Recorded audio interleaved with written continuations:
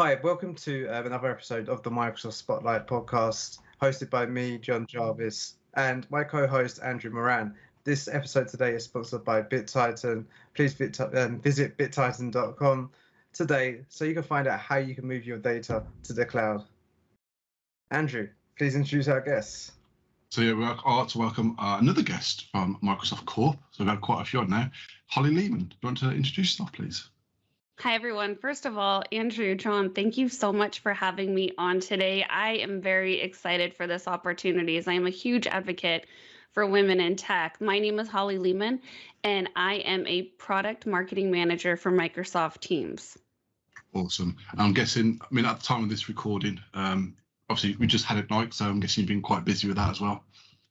So busy. I do miss the in-person. This was my first Ignite that I've been the team lead for all visibility and content management for Microsoft Team. And it was a completely different experience. Very cool, always different. But yeah, I do miss in-person. I miss hugs. I miss the chaos, the happy hours after. But yeah, we just wrapped, and I have to say, it was an incredible experience, and I couldn't be more proud of the team and the people I work with. Yeah, I can only imagine the whirlwind that goes on behind the scenes, especially for a virtual one as well. Just making sure the tech's correct, making sure everything is, especially for a 3-day event as well, where it's back to back, all different time zones as well. Yeah, I can't believe we got you today on the last day of it as well. Yeah, it is the last day. I have to say the biggest walk away for me that was uniquely different was the on-demand sessions. My team has 4 on-demand sessions. I'll send you the link, the AKA link, for people that are listening to use that to check out our team sessions, if I can do a little promo. Like I said, we had 4 team sessions, and the on-demand were actually pre-recorded. And so we went into a place here in Woodinville, Washington, called Big Rock Production Studios. And I have to tell you, it was absolutely incredible, the work that they did so that the recordings were lively, entertaining, but the demos were spot on. There was a little bit of humor because we're bored. We're bored looking at these screens, right? So how do we engage an audience virtually where we feel like we're in that room with somebody and we're talking to these people, and that we can make tech fun. Even if you love tech, you can only listen to a screen so long. So our 4 on-demand sessions, they have a little humor. I might be in some of them where I pop up for a little fun moment for everybody. But yeah, for me, that was the biggest thing that I was like, wow, this is uniquely different. It was a completely different experience watching the end-to-end production. So I'm guessing you work a lot with Laurie Posselmeyer and quite a few of other guests that we've had on. Oh yeah, so Laurie has actually, I was on a call with her today. We're doing MTC or Microsoft Tech Community Live for Microsoft Teams on November 9th, and we are highly advocating for the Teams MVPs to join those sessions. We saw at Ignite that, my goodness, the amount of attendees and questions we were getting, we just couldn't keep up with them all. And so we're doing a Tech Community Live for Teams, and we're pulling in all the Teams MVPs to help support that. We would be lost without the MVP community, and I genuinely mean that. You probably know Kathy Moya. Yeah. I used to work with Kathy. She used to run the, now it's EMM, but she used to run the configuration manager MVPs for years, and we worked together. So I have a huge footprint in the Microsoft MVP community, and I have a huge passion around what you all do. So kudos to you. Yeah, so obviously, it's hard being an MVP, and obviously supporting Microsoft as well. And I know obviously Microsoft reach out to MVPs quite regularly to help support sessions because, doing that at an online virtual event, obviously there's going to be so many people just dropping in and asking questions. So I think we need to come back a little bit now because obviously we've kind of just run off on a tangent. I know. It's not good. I don't mind that. Obviously, one thing you wanted to touch on, obviously, this is our second attempt at recording. So do you want to explain why it's our second attempt at recording? Yeah, I have to say, I've been invited to do many podcasts, and I take that as a privilege. Your time was really important. The work that you're doing is important, and I've never missed a podcast opportunity. and you were so kind and invited me. And the day before we were going to do the session, I had to go into the office for the first time in 2 years. And I did not expect it because I am this crazy social butterfly that just wants to talk and hug and chat and collaborate. And I was so exhausted from one-to-one human engagement, the hour commute in, the hour commute home, and then doing all the logistics for Ignite. I woke up sick the next day. I woke up mentally, emotionally drained, a sore throat, so sick. And so it was just a reminder to me that we really do have some room to grow now that we're sort of transitioning back into whatever the new normalcy is. And it makes me feel so proud to work for Microsoft team because we are helping people collaborate in this hybrid work world and be efficient. But we still have a lot of room to grow as we slowly migrate back to whatever this in person looks like. So it just gave me a level of empathy for all of us that are slowly transitioning. So you said you just rushed back from the office for today's session. So are you in a lot now, or is it a hybrid working scenario? It is hybrid. It is. So I'm slowly setting up my office. Today was just day 2 of going into the office. So it's getting easier for me. But yeah, it's figuring out, okay, now that I finally got my home office set up, if you watch Izzy and I, we do Head in the Cloud, Heart in the Community, very similar to your community work. And we talked about what does it mean to do an office setup? What kind of mic, what kind of ring light, what kind of monitors, all of this. Well, now that I have it all set up at home, I don't have anything in the office. And so I'm slowly going in, figuring out, okay, I have this list on my whiteboard of all the things I need so that I can be efficient here and there. So yeah, I realized, oh my goodness, I don't have a ring light and the office is quite dark. So let's hoof it back home so we can do this where I don't look like I'm in a cave. Yeah, I'm at a point now where I've worked from home for 6 years, but for the last month or so, me and my father-in-law and my dad's come and helped. We converted my garage to like to an actual office now, so I'm kind of like a studio for like stuff like this as well. But now once that's set up, I don't think I'm ever going to go back into the office ever. I just think, especially being on a marketing team where I'm sort of the middle person when it comes to the event side of things, that it's nice for me to be in and get to know everybody, especially because when COVID hit, I was on Azure as a program manager. And then in the midst of COVID, I switched to Microsoft Teams. So I want to get to know the team. So, and it is important to have that face-to-face time that we all miss. And like I said, I'm a social butterfly, so it's nice for me just to get out of the house once in a while and see other humans. And so to get to know your team as well, you can just listen to our podcast because we've had most of them on. Yeah. We've had Karuna, Laurie, so yeah, we've had them all on in the past. So obviously just quickly touched on obviously what you currently do now. So I want to explain just what your job is now, what your job was before, and obviously how long you've actually been with Microsoft. Yeah, no, I love sharing this story because there's people that are listening that think, I've never worked in tech. Why would I work in tech? Microsoft is a great company, but what would I do? How do I fit in? And I'm here to say that like I'm this unicorn who figured out how to fit into Microsoft. And if you watched the latest episode of Head in the Cloud, Heart in the Community, where we interviewed Scott Hanselman, he called me on the rug. It was great though, because I had this thing that I always say, which I'm trying to learn to stop. And for anyone listening, I would encourage you to stop. I always say I'm non-technical. And Scott said, no, you're a non-coding professional, but you are technical. Microsoft wouldn't have hired you if you weren't technical. And I had to think about it. And I thought, well, okay, my journey has been 9 years in Microsoft. I started as an admin on Azure as a vendor and then hired full-time. I left for 2 years to have my daughter, came back on Intune configuration manager as a program manager. I ran their TAP program, I ran their customer program, and really helped to evolve that program with different ideas and fun tricks and tips and running events and how do we better it. And getting to know the MVPs, partners, and customers were amazing. And then I went over to Azure to run their customer community, and I dipped my feet into the partner world as well. And within all of that, I started to take on event work. My point in sharing it all is that not everybody codes, but not everybody can run events. Not everybody can walk in and get a room of people talking. Not everybody can humanize technology. So we all come with different thoughts, backgrounds, and ideas. And so now within teams, as a program or as a product marketing manager, I support as the lead for visibility and content logistics for teams.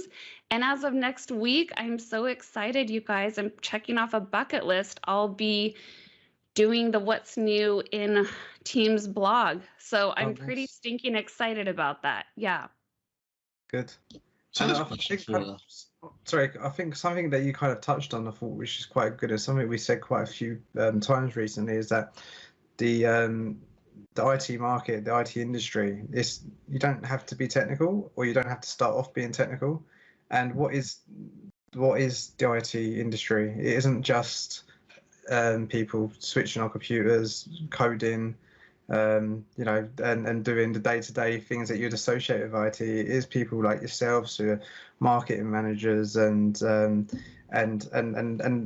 whole holistic approach. And I think that's like which makes IT so interesting. You can be anything and get into IT and then grow from there. So you started your career in hospitality, I think I've read, and went to criminal justice, and then so how did your kind of career start, and how did you end up going into up to Microsoft? Yeah, so I actually started working front desk at Caesar's Palace, and while I was in college, I met a police officer in one of my classes, and I said, I'm looking for a better job. He said, can you type? Yeah. Are you willing to learn? Sure. So I ended up getting into the North Las Vegas Police Department, just doing in-station reports. I did ride-alongs. It was so much fun. And then I moved on to the Las Vegas Metropolitan Police Department, where I worked with 5 detectives. I did all the transcription, I did the reporting, and then firearms detail, and then moved over into the jail. And I did booking and releasing. And after being thrown into a wall by one inmate and being stalked by another inmate, my husband was like, I think we're done. I think we're done with this journey. And I ended up doing something that I truly felt like I belonged, which was being a concierge at Bellagio. Ended up going over to ARIA, supporting 2 vice presidents. One was hotel and one was IT. And I was the 4th person for the hotel team that they hired. So I went through, here's dirt, to opening the doors of a huge mega resort. And I share this with people because with each job I had, I learned a different skill set. And so for anyone listening, I would say don't quantify your capabilities by saying, I did X job, so this is all I can do. Look at the skill set that you've learned to define to then say, how can I now take this to be really good at what I want to do? Because every job is a little different. Even as a program manager, there's 5 different ways to be a program manager. It doesn't mean that because you've been a program manager that you can do the same thing on another team. They're quite different. And taking those skills, my husband and I decided to move back to Seattle from where he's from. And I wanted something that would give me and my family a really good career and something that I had a drive for. And so I ended up going to Microsoft. So did you scope out Microsoft and go, yeah, I want to go to Microsoft, or did you fall to Microsoft, if you get what I mean, fall into Microsoft?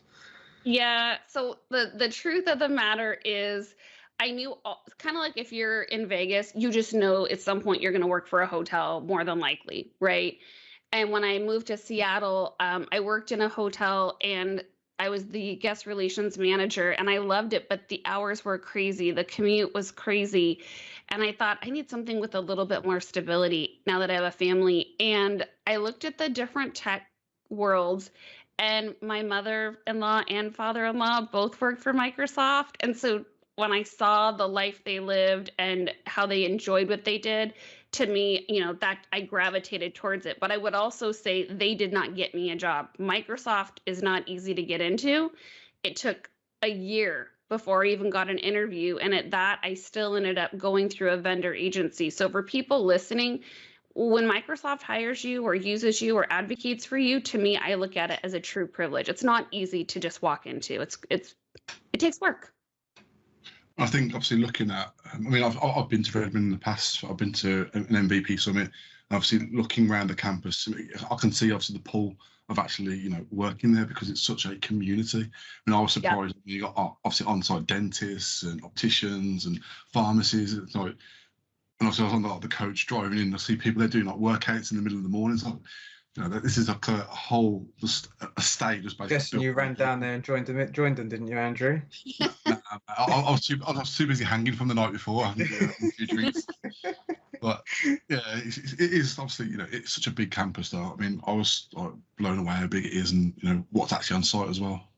But it's so funny. You both can attest to this. As big as the Microsoft campus is, as big as the tech community is, it's worldwide, but yet it's so small. It's so small. People that I know people in other countries that you probably know, and the world gets really small in a good way because you realize that tech really does bring people together. If it wasn't for the pandemic and things that I've learned in different ways of using tech to reach out to community, I don't know that I would have met some people that are very near and dear to my heart. Who knows if you'd be doing this podcast? Yeah. But I think kind of like as soon as you go to a couple of events, like for me, for example, I've been in 2 events in the past month or two. You kind of just start to see the same people. You start to, speak, socialize, and I think you probably know the top 1% of people. Like not even that, like the top 0.1% of people. But those top 0.1% is always the same people, and the connections that you get. Not from in England, it's worldwide, isn't it? As you just said. Well, and have you heard about the Tech Festive calendar? Yeah. Okay, what I love about what Richard and Gregor are doing with the Tech Festive calendar is ideally it's to help promote people who aren't that top 1%. It's to say, hey, if you haven't done an event, if you want to learn how to present at a tech conference, this is your opportunity to submit. And I love that we're not going for the same people with the same, personalities and the same content. I love that they're trying to promote people outside of that 1%, if you will. It's something that Scottish Summit are doing really well. In Scotland, obviously. I thought it was an island, to be fair, mate. You never know. But they've got a new speakers track, and so if you're a new speaker, you go through the new speaker track, and they're actively trying to get new speakers speaking in person, which is really cool as well.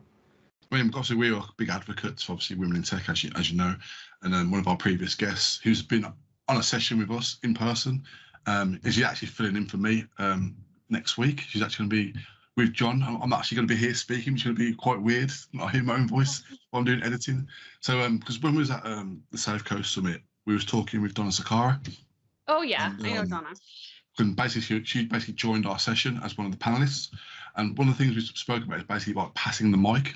So, like passing the microphone to, another woman in tech to basically, have that spotlight. There you go, John. I've used the word. It's been a while since I put spotlight into the podcast. We always try to put a pun in.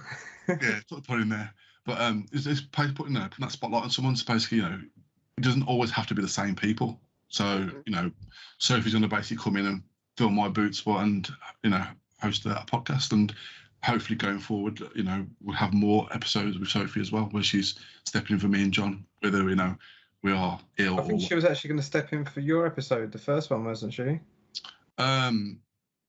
No, it's for another guest. Another one.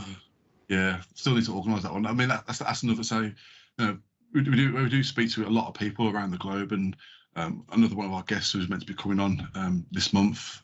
Basically, her parents have been rushed into hospital with COVID, so it's like a bit chaotic. So we're having to work around schedules and stuff. So, I've got a question for you. Going a bit of a serious note, because I asked the same question to Laurie as well. Obviously, you've mentioned obviously you're a mother. You work for Microsoft. You do presentations. How supportive are Microsoft with you being a mother and childcare and all that kind of stuff? So I have couple ways to answer that question. When it came to just in general, I have to say that I've been very, very blessed with managers and teams that are very supportive. I have my oldest daughter that's asthmatic. So there's some days where like I have to focus 100% on her. There is no dual, work mom scenario.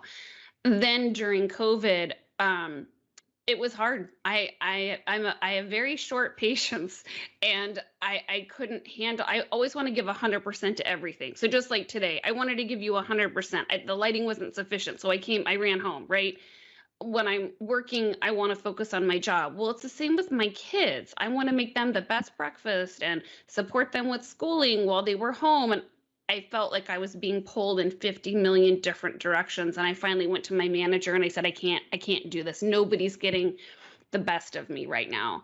And they worked with me to give me a flexed work schedule so that during certain times I was just offline, and it was accepted because he could tell that I was just losing it. I couldn't do it all. And my kids were feeling it.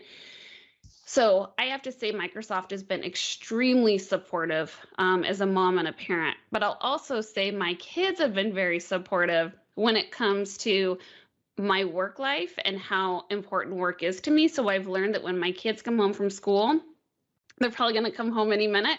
It's hold on, let me finish this so that I can focus on you when I'm done. I'm going to finish this 2-second email, but otherwise neither of you are getting 100%. And they've been really respectful of that. And the other thing that I find interesting with my kids is, like I said, I do head in the cloud, heart in the community. And one time my kids kept saying, we want to borrow your clothes. We want to borrow dad's clothes. I'm like, what are you doing? They figured out how to run their own podcast pretending to be me, Isadora Katanique, and a guest. And they were flipping through. And so I was like, not only do they think it's cool what mom does, but they're far more technical than I ever imagined that they were. And so for me, I'm glad that being the working mom is benefiting them, where they think it's cool and it's fun and they can do whatever they put their mind to. So, and then when it comes to Microsoft, as far as outside endeavors for community, I went to my manager, my previous manager, and I said, hey, I really want to do this community-driven podcast where we interview humans in tech all over the world. And at first I thought this is going to be taking time from my day job, but it is diversity and inclusion. It is bringing community together during COVID. And I learned at that moment when he said, absolutely, 100%, I support this. It was so nice to see that, one, they saw that I have this passion in me for community, the ability where if you present it in the right way, where it's a benefit to your manager and to Microsoft, you will get that support. And two, just to see that you have the ability to manage your own career. And if you don't stand up and say, this is what my passion is, or this is what I want to do, you're going to let your career be managed by other people that don't go home at the end of the day with you and your family. So if you're going to pick a career, advocate for yourself and your passion and your skill set and your strength. That's my soapbox. There you go. Nothing wrong with that soapbox whatsoever. I mean, I'm a very big advocate for my own career, and I've always put a lot of effort into what I want to do. And I think I spoke to many different guests. Basically, I suffer with ADHD, so my mind's always firing up. What can I do next? So I'm basically just trying to make that next thing that I want to basically make a change in the world. That's awesome. So part of your job at the moment, you're out talking, you're doing Ignite this week, obviously. Can you talk us about the community work that you do, kind of how that started and what you're doing with the community at the moment? So the work that I'm doing with the community, to be really honest, has nothing to do with my day job. And this is what I love about Microsoft, is if they see you have a skill and a passion and you can incorporate it into your day job, from my experience, they've been enormously supportive. So when I was starting on Intune, I said that I ran the customer connection program, and I dabbled a little bit with the configuration manager MVPs. And then I worked again with MVP customers and partners over on Azure. When my role changed and I started to do different things that had nothing to do with community, I missed it. I just genuinely, what you see of me on Twitter is really who I am when I talk about my passion for community. And I missed it. And so when Isadora and I decided to do this Head in the Cloud, where we wanted, because we missed people, we both have this huge love for community and event management and social media. And so the way I navigated my career was by saying, okay, I can't go to events. I don't run a community anymore, but I can do this. And so we decided to start highlighting humans all over the world, all over whatever tech company, and just share their story and their passion. And, for us, obviously, women in tech are a huge part of our passion, but there's amazing humans out there doing work that no one knows about. They're writing books, they're writing new code, they're teaching their kids how to, make a robot, they're doing fashion. I mean, there's so many things out there that people forget. Just because you work in tech doesn't mean that's all your skills are qualified for. We have some very brilliant people in tech, and we just wanted to showcase that. And so that's a huge piece of my work. When it comes to my day job, I also support Stephen Rose, he runs the Inside Microsoft Teams podcast, where he interviews partners and customers, and he does some unboxing and talks about really cool things you can do with your office and different technology. So I get to partner with him as far as the social media and some of the work behind the scenes, so that I can ramp up on when I need to learn about more from the podcast side of it. The front of house is fine. Now I get to start learning about the back of house, which has really been cool. That's wicked. So, this whole podcast, obviously, for me and John, originally basically to be focused on purely diversity, equality, inclusion. But it literally then, when we started looking at who we wanted to interview, it just literally we was talking to women in tech, and was just carried on basically pushing down that route. And obviously, we're now on. This will be episode 21, I believe. Yeah, episode 21. So, yeah, it's all just been women from around the globe, and it's been amazing talking to every single one. Yeah, no, and then, when you think about it, I admire the MVP community because your world changed drastically. You used to travel all over doing speaking and engagements and book writing. And when the world kind of shut down, the MVP community had to rethink about, how am I going to hit these goals? And so the fact that many MVPs switched their mindset and said, I'm going to do a podcast, I'm going to do a video series, I'm going to write more books, I'm going to do an Audible, I'm going to share my books with, Microsoft. There's just the amount of creativity within the MVP community, I think, is incredible with what vast change there was. So yeah, kudos to the two of you. I mean, I'm not an MVP, but well, the fact you're doing this is just as awesome. I mean, people don't understand the reasons people do work like this. For me, it's branding and getting to know community and partnering with other people. I'm not an MVP. No, it's just. I was an MVP, I'm not anymore. Yeah. But it's just the reason why we done this. We started this during our second lockdown, didn't we, Andrew? In the UK, our second lockdown, and I hadn't done too much any community work really beforehand, so it was my first dive in. But podcast is something that me and Andrew has been speaking about for a year previously, and And what made you decide to light the switch and just do it? I just badgered Andrew to be fair, to keep doing it. I like podcasts. Screw it. Let's just do it. Let's just do it. The thing is, I like podcasts. I like talking to, as you said, I like talking to people and stuff like that. So it's nice to speak to different people around the world and get their stories. And I think I said to Andrew before, I don't listen to tech podcasts to learn about tech. It's not what it's there for. I like people's stories. I like to know kind of where they've come from, what they want to do, what they're doing at the moment, and what they want to do in the future and stuff like that. And I know we're doing a lot of women in tech at the moment, but I think every single story we've had so far is completely different. And so although we are going down this road, it's a really interesting one. I would agree with you. We interviewed, I don't know if you know Donna Ryan. Yeah. She's on the configuration She works for manager. CDW. She works for my CDW. I work for CDW. Okay. Oh, okay. Oh, so maybe that's why your name sounds familiar. I worked with CDW for years, but anyway, so what I loved about her is on our show we like to ask, how did you get into tech? Because I try to advocate for people that don't know how and let them know you can get in. You just have to show your skills and passion, right?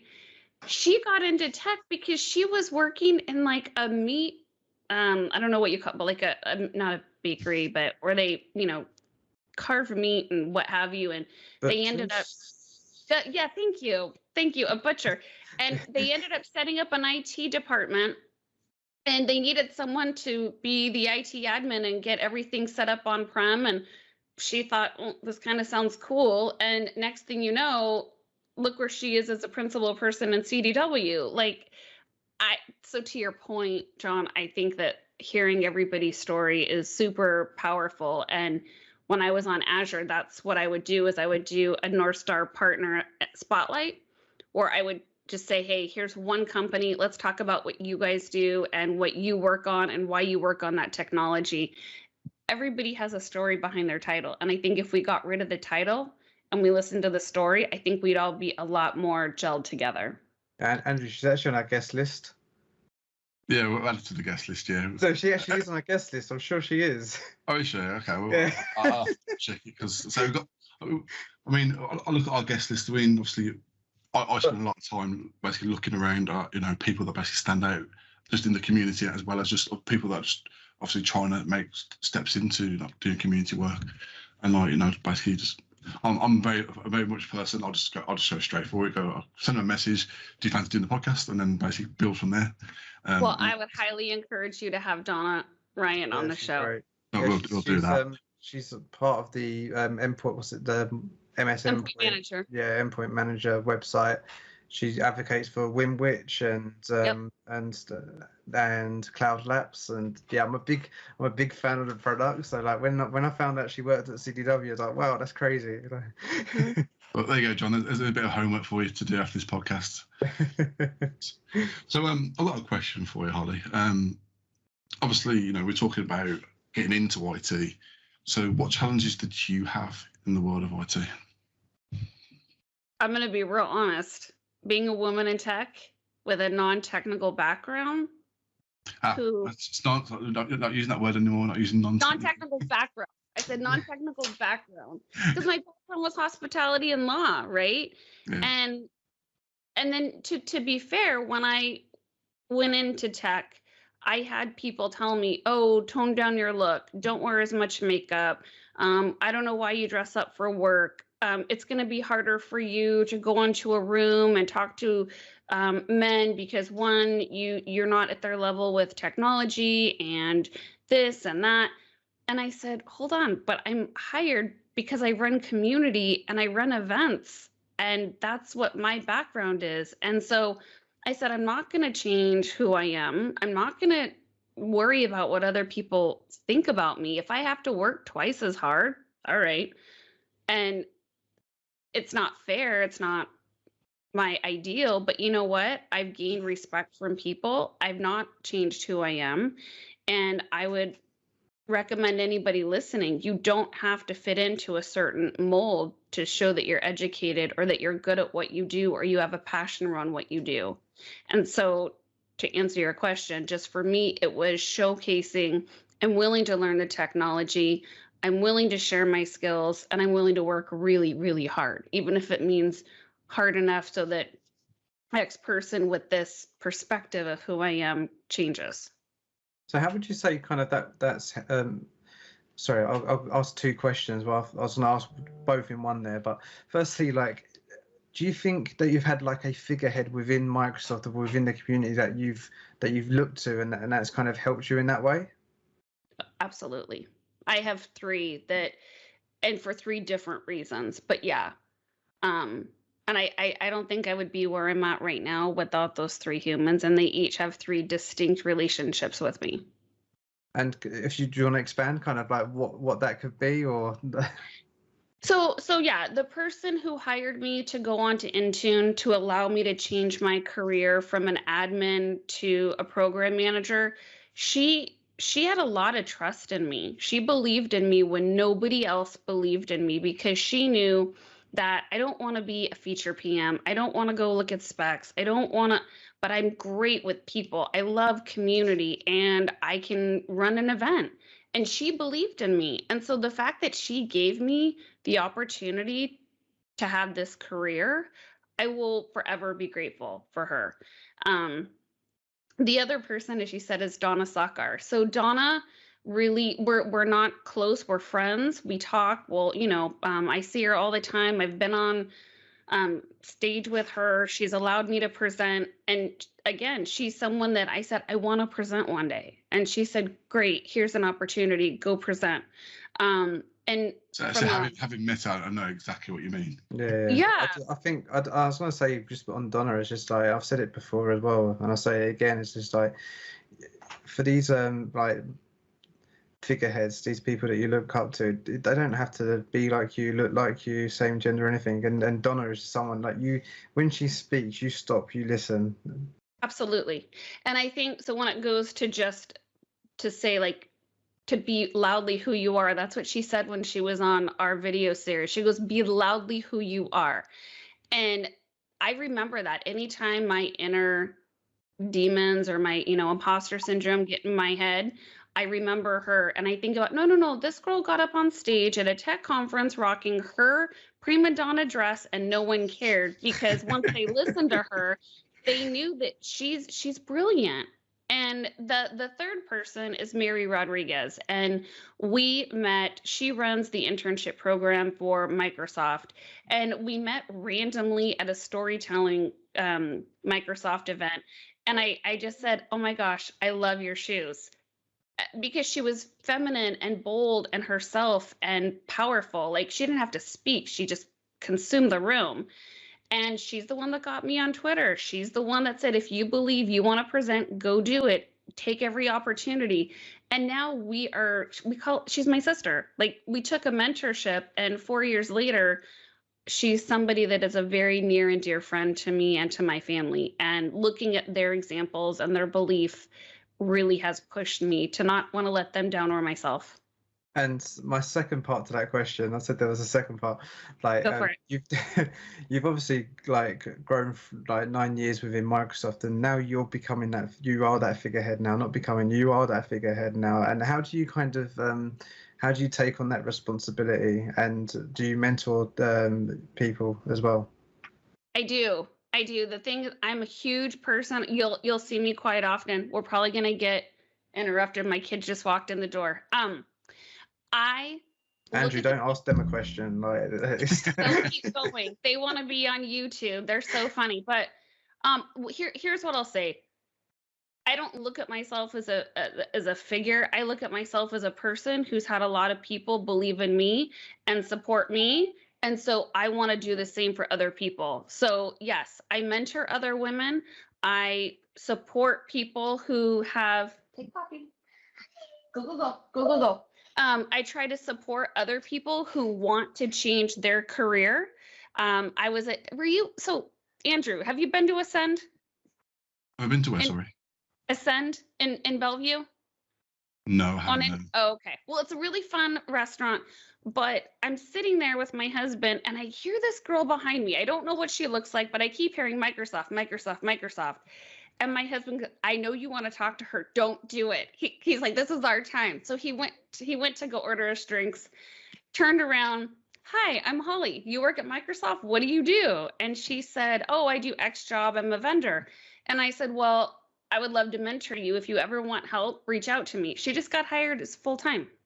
So I believe in sharing the gift that someone gives to me. And I think time is the greatest gift. So if I can help somebody else who thinks I have something that they can learn from, let's do it. So that's one thing I'm trying to do in the UK is basically create like a group on LinkedIn. So I'm going to plug it now. It's basically called Microsoft Women in Tech UK. and I'm basically reaching out to MVPs, people that basically work in the community that want to be involved and actually help mentor other people that work for technical companies that want to basically go out and achieve and do all the public speaking, to basically just come and join this group, because there's a lot of people in this group that I'm building over time that want to help, want to give that next person that, as I don't know if I say, like, pass the mic over to get that person to start stepping in and doing the work. So it's something that like me and John are trying to promote as much as possible. I think did you get that book from Donna? She did a book. Of course, if I remember the name, I will email it to you. But I think it would be great for you to showcase with your user group for mentorship, because it really talks about, what do I want? What is my passion? How am I going to achieve it? Who are the people that have helped me achieve it? And I think it would structure your user group into more of a facilitation versus an ad hoc user group, because I think that in scenarios like that, you're going to have takers and givers. And if you don't balance the scenario, it becomes very unevenly keeled. I think I'm going to mention it on the podcast. I'll have to go back and re-listen. I'll have to go search, but it was the coolest work that I've done. It was like a 7-week workshop with her, and it was like you walked in and everybody dropped their title and their work, and it became, we're all at the same level of playing field. Let's support each other, and it was just the coolest experience. So, yeah, I mean, what I'm kind of like thinking of in my mind is basically like running an event with probably be 2 days. Like, day one is basically teaching people that and personal skills, the growth. So getting that confidence to get up and stand in front of people, all the presentation skills you need to basically have within your your armory when you basically then step out on the stage and start delivering a session. And then day two, they then took everything they learned on day one and put it into practice into a room full of people that they don't know, and then start delivering sessions and building that confidence. Because obviously doing it over virtuals, it's quite easy really, because you're in your own space at home. It's easy to do. If you're now in front of people, I got that scary aspect of it. I just found it. It's called #DoTheThing. Yeah, I'll go and check that out, definitely. Yeah, check it out. And I love that you're trying to teach people life skills that once you start a job, you forget learning the life skills, you learn the job skills. Yeah, definitely. So we're doing a lot of talking about your past, your present. So what's the future hold for Holly? So for me, this is the first role that I truly feel like I belong here and I feel like I'm at home. And so for me, the next level for me is getting back to in-person events and being able to present in person and sharing, either my story with people or humanizing technology. Sometimes, as I've talked to customers, they feel really overwhelmed by technology, and that's tough. Sometimes you read these docs and you read things online and it just feels so overwhelming. There's a new acronym every time you look at a doc, and these docs, they change every 3 days, if you will. There's features that are coming out, and if you're someone that is in a non-technical role, not in tech, it gets a little scary. And so for me, I would just love to be able to present to people on career, on tech, and really humanize the linguistics behind those things to make everybody feel when they walk out that they've learned something. So I just presented to 300 college students in Lagos, Nigeria, virtually, and to see the light in their eyes when we talked about their passion and what they can get after, it just made me feel like we all have a voice and a story, and if I can help somebody achieve their goals, I'm here for it. That's awesome. That's all everyone wants to do is obviously try and give back, especially when you've been in that community for so long. You want to assist people, and that's what I'm basically trying to do. I mean, obviously, like I say, behind me I've got 3 MVP plaques from when I was an MVP. I've been nominated again for it, so hopefully, touch wood, I get approved. But my goal now is obviously to try and help others as well who want to achieve MVP status. So I know Sophie, who's been on our podcast, wants to. John has aspirations as well. So I'm basically trying to help us, take my experience of what I've done in the community and obviously help others as well with it. John, take notes. I will get in there. I'll give them all the ideas to help us build this thing, the spotlight, into something really worthwhile. But if more people thought that way, like let's bring people on the journey with us versus I'm just going to achieve X goal for me, it's a tough future if that's the case. So even if it's just me, if it's just you, if I can help somebody else and share my story or simplify tech or help people achieve their career goals, that makes me happy at the end of the day. And I'll be setting a really good example for my 2 girls. Yeah, exactly. And that, so I've got children myself, so set an example that, you can basically achieve anything, because, I was a person, I was rubbish at school. I hated it. But literally, I found IT and I've just kicked on and created a really good career for myself. I love it. Cool. Do you have your last question, Andrew, or are you not doing it today? I don't actually have an interview question. I think we've touched on quite a lot, to be fair. Normally I feel like an interview question at the end just to throw people back. Okay, let's think of something. So this bit here will be edited out. If you was a dinosaur, what would you be? Now, so if you wasn't doing IT and you didn't find Microsoft, would you still see yourself working in Vegas and working in the hospitality, or doing something else?